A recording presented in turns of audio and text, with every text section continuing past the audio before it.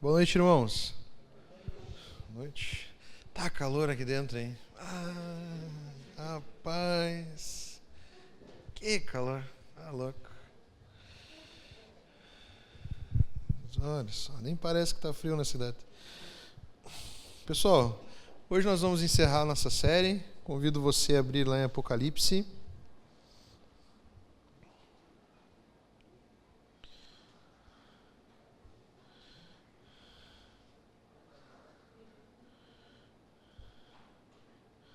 Apocalipse, capítulo número 3.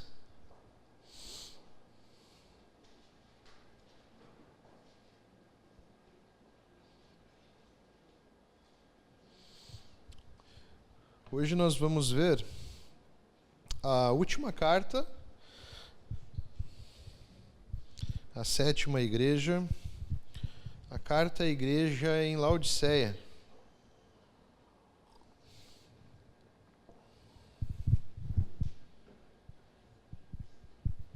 Apocalipse, capítulo de número 3, versículo 14. Nós vamos ler a partir do 14. Amém? Bom, vamos ler então. Mensagem à igreja em Laodiceia. Escreva essa carta ao anjo da igreja em Laodiceia. Essa é a mensagem daquele que é o Amém, a testemunha fiel e verdadeira, a origem da criação de Deus. Sei de tudo que você faz, você não é frio nem quente. Desejaria que fosse um ou outro, mas porque é como água morna, nem quente nem fria, eu o vomitarei de minha boca. Você diz: sou rico e próspero, não preciso de coisa alguma, e não percebe que é infeliz, miserável, pobre, cego e está nu. Eu o aconselho a comprar de mim ouro purificado pelo fogo, e então será rico. Compre também roupas brancas, para que não se envergonhe de sua nudez, e colírio para aplicar nos olhos, a fim de enxergar. Eu corrijo e disciplino aqueles que amam, por isso seja zeloso e arrependa-se. Preste atenção, estou à porta e bato. Se você ouvir e abrir a porta, entrarei, e juntos faremos uma refeição como amigos. O vitorioso se sentará comigo em meu trono, assim como eu fui vitorioso e me sentei com o meu Pai em seu trono. Quem tem ouvidos para ouvir, ouça o que o Espírito diz às igrejas. Amém? Vamos orar mais uma vez? Deus, muito obrigado, Pai, por essa noite, obrigado por esse dia, Pai. Obrigado pela manhã que nós tivemos aqui na igreja, Pai. Amanhã, Deus, nós iniciamos aqui mais uma turma aqui do Conectar, ó Pai, para a honra e glória do Teu nome, ó Deus. Te pedimos, ó Deus, que Tu fale aos nossos corações, continue, ó Deus, a falar, ó Deus, durante esse culto, ó Pai. Receba a nossa adoração, receba o nosso louvor, ó Deus, mas acima de tudo, ó Deus, abra, ó Deus, os nossos ouvidos, ó Pai, quebrante o nosso coração para recebermos, ó Deus, a Tua mensagem e a Tua voz, ó Pai. Em nome de Jesus que nós oramos. Amém. Muito bem. Para muitos, essa aqui é a pior carta. É a carta mais confrontadora, é a carta mais forte.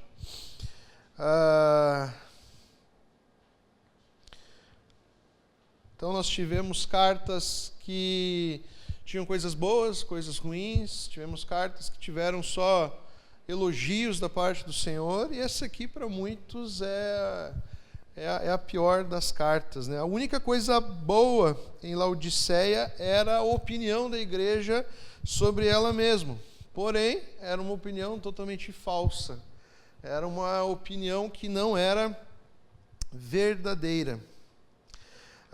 Laodiceia era uma cidade que ficava no meio das grandes rotas comerciais, era uma cidade muito rica, era uma cidade que era considerada o lar dos milionários, era uma Dubai da vida, Catar, uma Balneário Camboriú aqui no Brasil, onde os milionários escolhiam ali para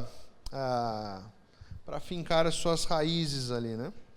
Na cidade havia teatros, estádios, havia ginásios com banhos. Era uma cidade de banqueiros, era uma cidade muito rica, muito próspera, e muitas transações comerciais. Essa era a Laodiceia. Laodiceia se destacava por 4 características. E como eu tenho falei semana passada, Jesus ele usa das características da cidade para escrever a carta. Por isso que as cartas elas têm um ar muito pessoal, um ar de quem sabe, conhece a igreja, conhece o anjo da igreja e conhece também aonde a igreja está inserida. Quais são essas 4 características que são destaques em Laodiceia? Primeira característica é que Laodiceia, como eu falei, era um centro bancário e financeiro. Era uma das cidades mais ricas do mundo, lugar dos milionários, e ela era tão rica, para vocês terem noção, que lá por volta do ano 61 depois de Cristo, ela foi destruída por conta de terremotos. E essa cidade ela foi reconstruída, ela foi devastada por um terremoto e depois ela se reconstruiu. E o interessante é que a cidade ela negou a ajuda do imperador. Ela disse assim para o imperador: não queremos o seu dinheiro. De tão rica e próspera que era essa cidade. Os próprios habitantes, os próprios moradores ali financiaram a reconstrução dessa cidade. Por isso que nós vemos aqui um ar, você vai entender mais para frente, né? Era uma cidade que era tão rica que ela não sentia necessidade de ajuda de ninguém, principalmente da ação divina de Deus. Ela era uma cidade conhecida por um grande centro de indústria de tecidos.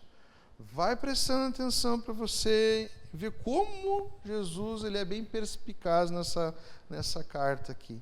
Em Laodiceia se produziu uma lã muito especial que era famosa no mundo inteiro e era motivo de orgulho para a cidade. Nossa, aqui nós produzimos essa lã, e essa lã que é comercializada, ela é importada para o mundo inteiro. Nessa cidade existia ali um centro médico de grande importância. Havia uma escola de medicina que era muito famosa na época.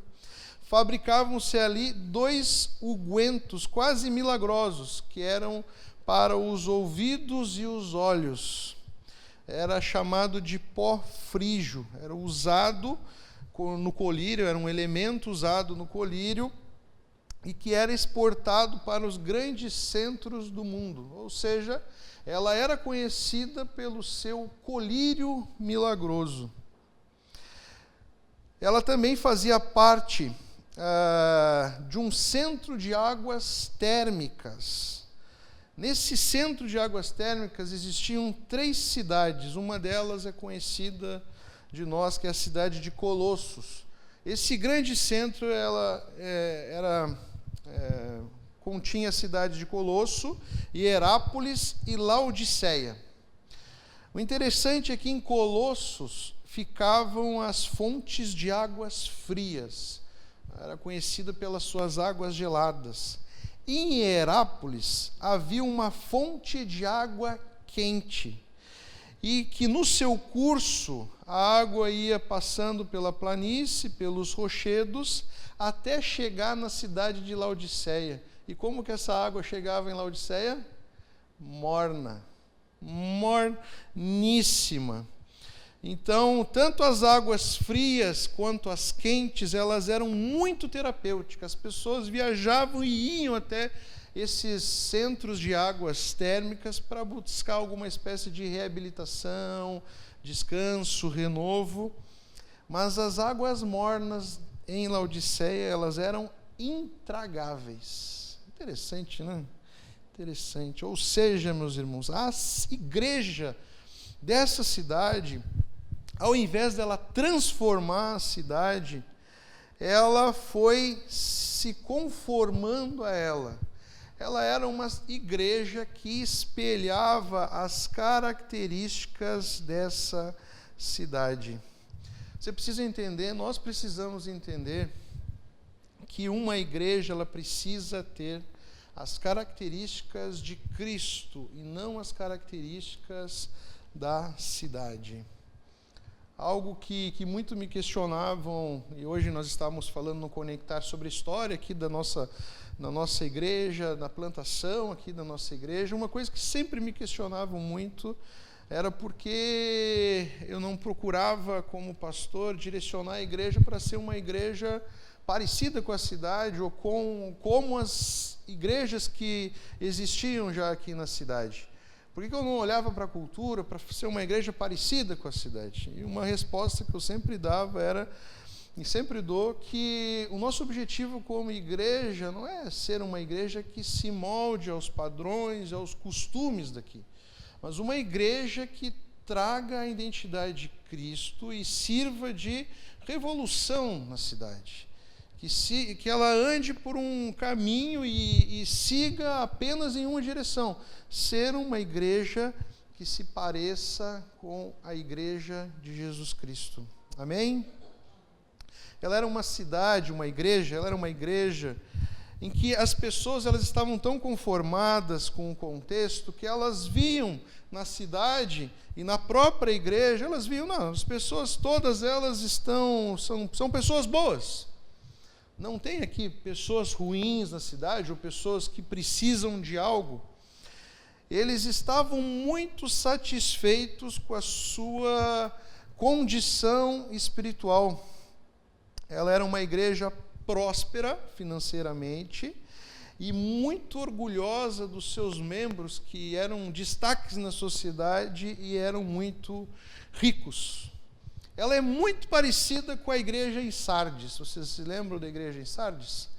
Porém, se você lembrar da igreja em Sardes, que ela é acusada pela sua hipocrisia, nessa igreja em Sardes, havia nessa igreja um remanescente fiel.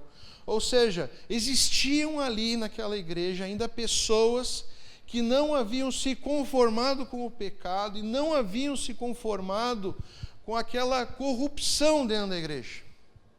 Aqui em Laodiceia, a coisa está tão feia que nós vemos uma igreja totalmente tomada pela indiferença. Em nenhum momento, Jesus destaca aqui na carta um remanescente fiel, ou pessoas que, apesar das circunstâncias, apesar dos problemas, estavam ali fiéis ao Evangelho. Ou seja, era uma igreja frouxa, era uma igreja anêmica, uma igreja sem vida, uma igreja sem vigor.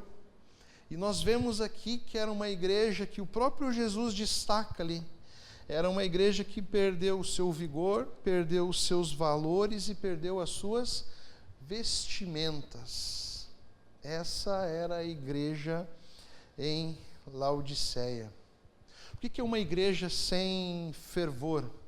O que é uma igreja que não pulsa? O que é uma igreja que não é intensa? Eu vou dar hoje alguns exemplos do futebol. Eu estou muito... Ontem me fez tão bem aquela partida de futebol que eu estou inspirado no futebol. Mas sempre desde pequeno, eu sempre ouvi uma expressão, quando a gente joga bola no society, no salão, que quando um jogador ele é tão ruim, aquele guri é tão ruim de bola, que a gente usa a expressão assim, esse aí não precisa marcar, que a natureza marca. Ou seja, deixa ele quietinho ali, deixa ele ali que ele é tão desprovido de habilidade futebolística que a natureza vai matar ele, vai marcar ele, deixa ele quietinho ali. Você reparou que essa igreja, não existem problemas nessa igreja?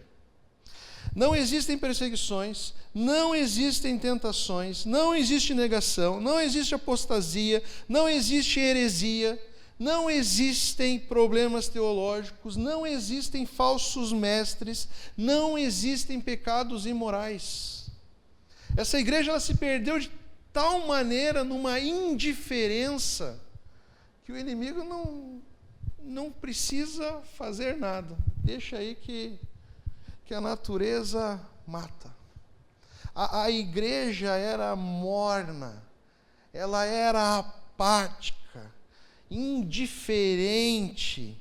Era uma igreja que o próprio Jesus vai usar a expressão nauseante. É uma igreja que ele tinha vontade de vomitar da sua boca. Ou seja, era uma igreja acomodada. Uma igreja que nem Satanás, nem o inimigo se importou, se preocupou em fazer alguma estratégia para destruir essa igreja. Essa igreja já estava destruída. Nós vemos também uma igreja ineficaz. Ela não era capaz de oferecer refrigério para o cansaço espiritual, nem cura para o doente espiritual.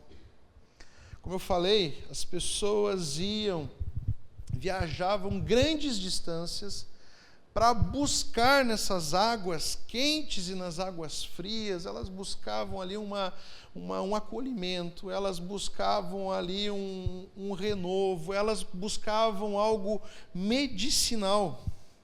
Aqui nós vemos uma igreja que ela é ineficiente, ela não serve, ela não coloca em prática a sua missão, ela não coloca em prática aqui os seus dons, não coloca em prática aqui os seus talentos, não há vigor, não há vida. É como se isso tudo nos leva a entender, e isso é forte que eu vou falar, que um crente morno é pior do que um incrédulo frio. Ou seja, é melhor um ateu que seja declarado do que um crente que seja incrédulo.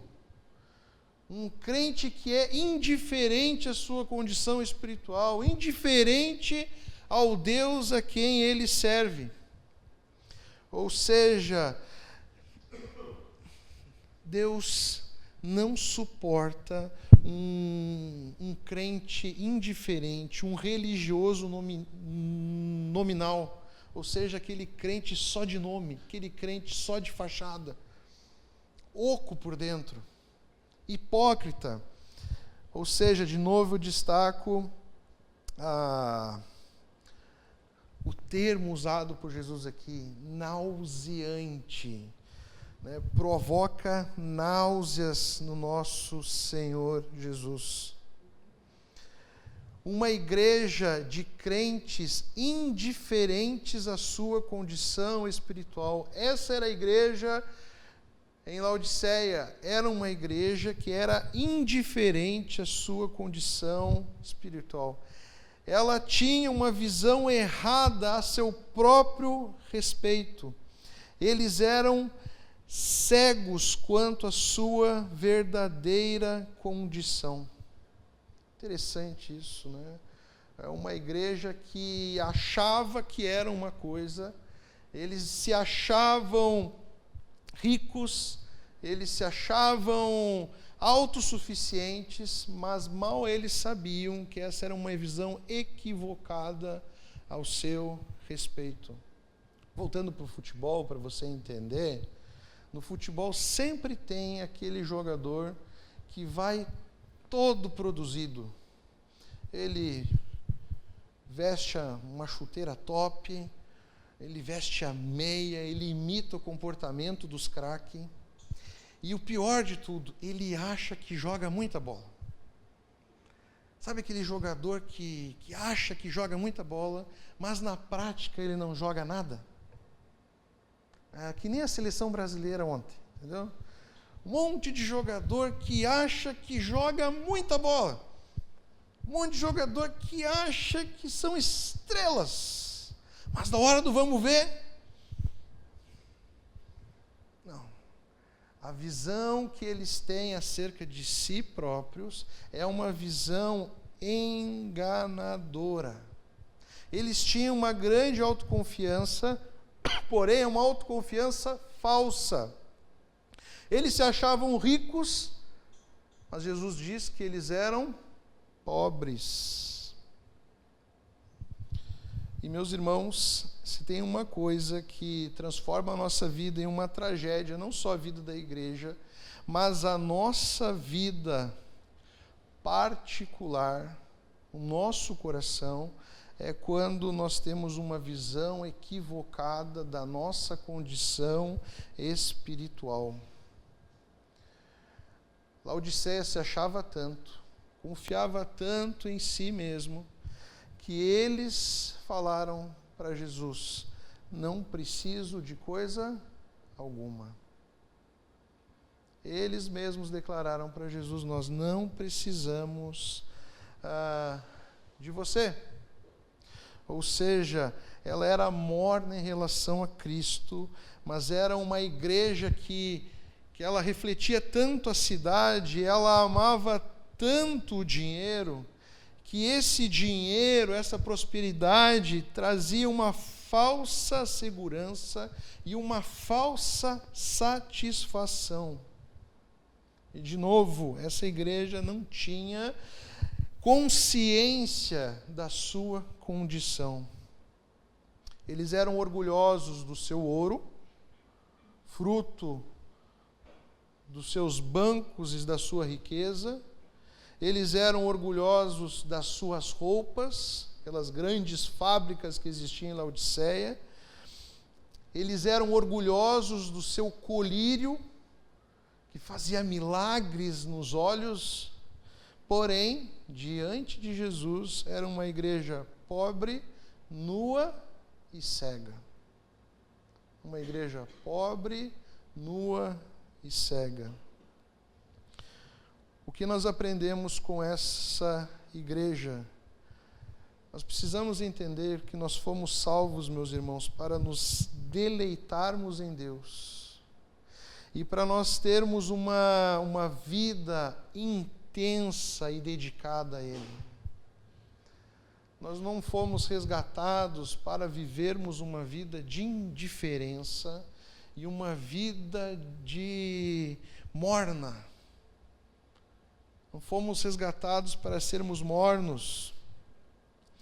Mas quando nós perdemos a nossa paixão, quando nós perdemos o nosso fervor, quando nós perdemos o nosso entusiasmo por fazer parte da igreja de Jesus, isso provoca náuseas no nosso Senhor. Laodiceia era uma igreja que provocava náuseas, porque era uma igreja que não tinha mais vigor, era uma igreja que era cega com relação à sua condição espiritual, era uma igreja que se achava autossuficiente, era uma igreja que não via a necessidade de Cristo na sua vida. Era uma igreja que buscava a satisfação na riqueza da própria cidade. Buscavam paz, buscavam esperança, buscavam uma certeza naquilo que eles achavam que podiam suprir. Mas o nosso Jesus vai mostrar totalmente o contrário. O nosso Deus, nessa carta, ele se apresenta como um Deus soberano e suficiente. E apesar da situação, esse caos em Laodiceia, o interessante é que Deus não dá uma ordem, Deus dá um conselho. Olha que interessante. Aqui nós vemos a misericórdia e o amor de Deus até no cuidado, até no disciplinar, até no corrigir, até no exortar. E ele usa de um exemplo aqui um pouco até irônico, porque ele fala assim para essa igreja: aconselho-te que compres de mim. É como se Jesus estivesse se apresentando aqui como um camelô espiritual. Você precisa entender, Laodiceia, que vocês são pobres, vocês são cegos, vocês estão nus. O que vocês precisam são elementos que são vitais para a igreja e para a vida do cristão. E Jesus aqui, ele está dizendo assim: eu tenho aquilo que vocês precisam. Aqui no meu camelô, aqui eu tenho. E o preço disso tudo é o preço que você já sabe, nós já sabemos como igreja, é o preço da graça de Jesus.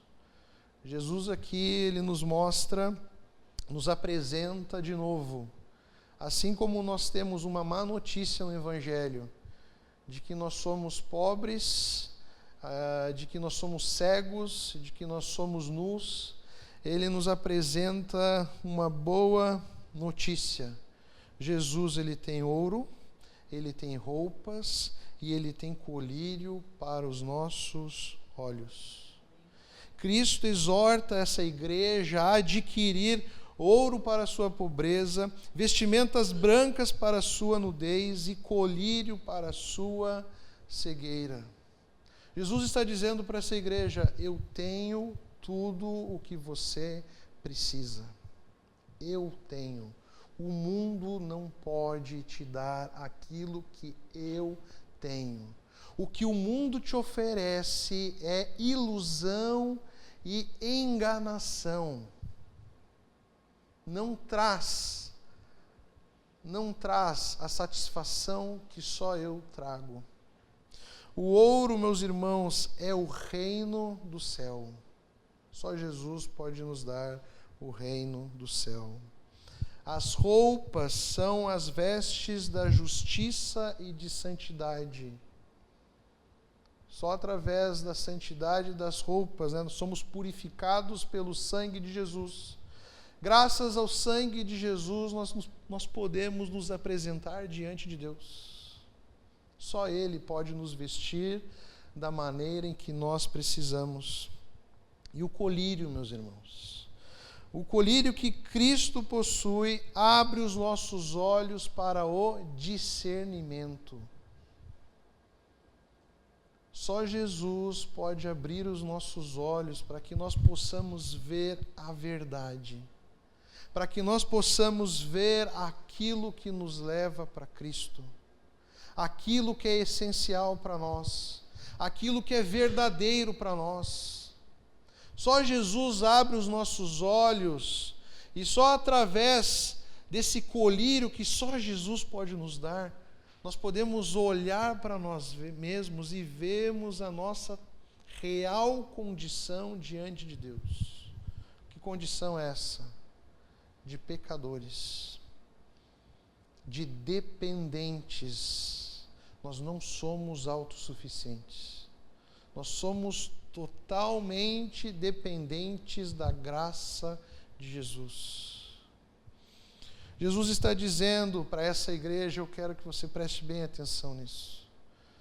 Eu refleti muito nessa mensagem durante a semana toda. Essa mensagem falou muito ao meu coração. E minha oração é que fale ao seu coração.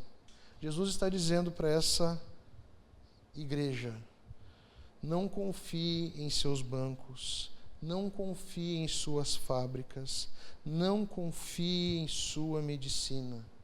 Confie em mim. Confie no nome de Jesus Cristo. Só Jesus Cristo pode enriquecer a nossa pobreza, pode vestir a nossa nudez e curar a nossa cegueira. Só Jesus Cristo nos traz satisfação. Durante essa existência, durante essa peregrinação que nós estamos aqui nesse mundo, fazendo parte dessa igreja, vivendo nesse mundo caído, nós somos tentados inúmeras vezes a buscarmos uma satisfação produzida pelas nossas mãos, conquistada pelo nosso dinheiro, oferecido por esse mundo caído.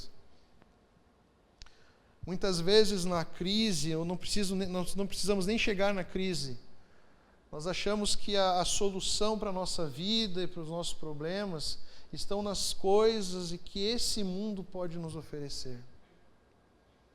Quantas vezes nós nos deparamos com um problema, quantas vezes nós nos deparamos com um desafio, quantas vezes nós refletimos acerca da nossa missão e da nossa vocação, e nós olhamos como solução para isso o dinheiro. Eu só vou ser feliz se eu tiver dinheiro. Eu só vou conquistar a felicidade se eu tiver dinheiro. Eu só vou ter paz, eu só vou ser pleno aqui nesse mundo se eu tiver dinheiro. Quantas vezes nós olhamos para aquilo que o homem produz como sendo cura e salvação para a nossa alma? Eu não estou dizendo aqui que você deve parar de tomar remédio. Eu não estou dizendo aqui que você deve parar de ir ao médico. Mas quantas vezes nós buscamos a cura para a nossa alma, a cura para o nosso espírito nas farmácias, em pilhas de remédios. E a última coisa que nós fazemos é dobrar os nossos joelhos e entregar a nossa mochila, as nossas dores, as nossas preocupações na mão de Deus. Se tem uma coisa que todos nós temos em comum aqui, são preocupações. Estou certo ou estou errado? A não ser que você viva em Nárnia. Se você vive em Nárnia, então você não tem nenhuma preocupação. Mas se você é de carne e osso, se você vive no mesmo mundo em que eu vivo, a sua mente ela é tomada por preocupações. Preocupações. A gente é tão bitolado, tão ansioso e tão preocupado nesse mundo que até quando as notícias são boas nós nos preocupamos. Você já parou, já esteve nessa situação de ter uma notícia boa, e até numa notícia boa você se preocupar? Jesus está dizendo, a satisfação, a saída, o discernimento está aqui. Olhe para mim, tenha fé em mim. Não viva de uma maneira indiferente como se eu não existisse.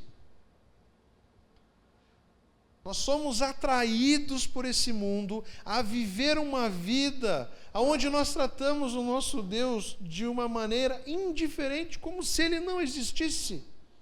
E o que mais nós temos visto nessas cartas é a maneira pessoal como o nosso Jesus trata as suas igrejas.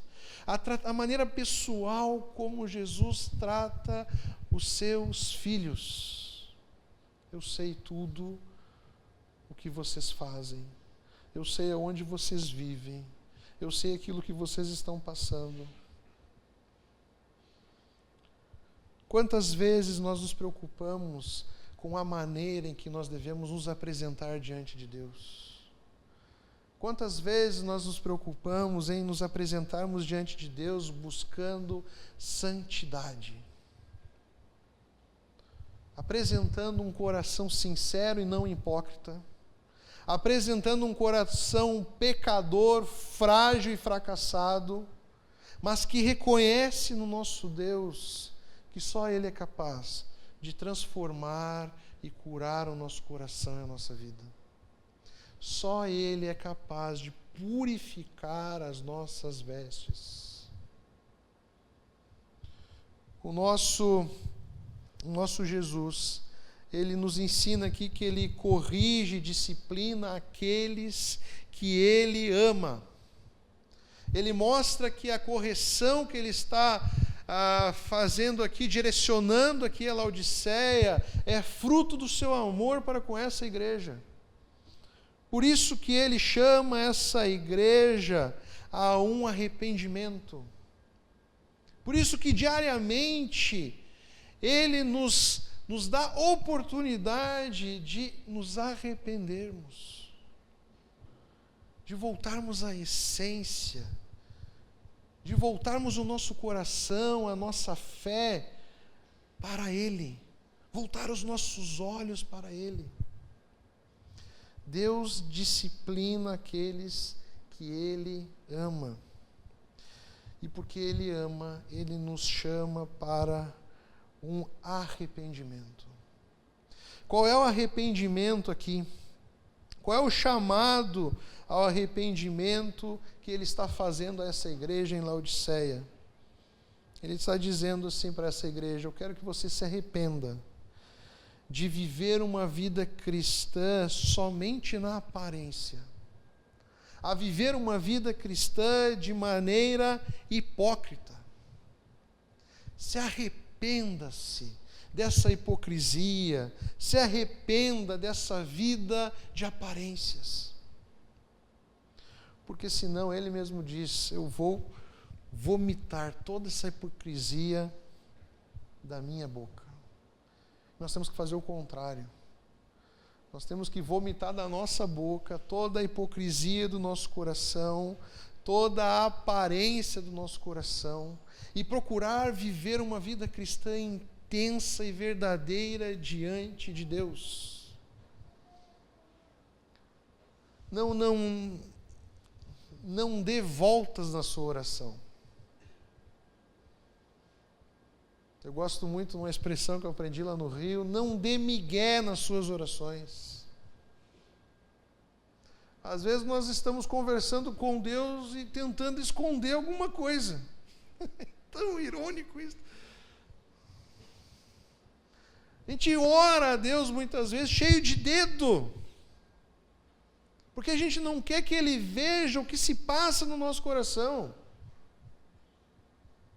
A gente não quer que Ele veja os nossos pecados, aquilo que nós devemos buscar santidade e lutar. A gente não quer compartilhar os nossos problemas. A gente não quer compartilhar os nossos desafios. Vivemos de uma maneira indiferente. E é esse o arrependimento que Jesus nos chama. Ele nos dá uma oportunidade de recomeçarmos. Ele nos dá a oportunidade para nós vivermos de maneira intensa o Evangelho, para que nós possamos viver de uma forma pulsante o Evangelho. Nós precisamos viver como igreja e como cristãos, sem vergonha de sermos cristãos, sem vergonha de servirmos a Jesus. O nosso coração deve vibrar. Às vezes nós vivemos como se, de maneira apática, triste, como se o mundo fosse acabar e não tivesse esperança para a nossa alma, não tivesse esperança para a nossa vida. Nós esquecemos do Deus que nos resgatou, nós nos esquecemos do Deus que nós servimos.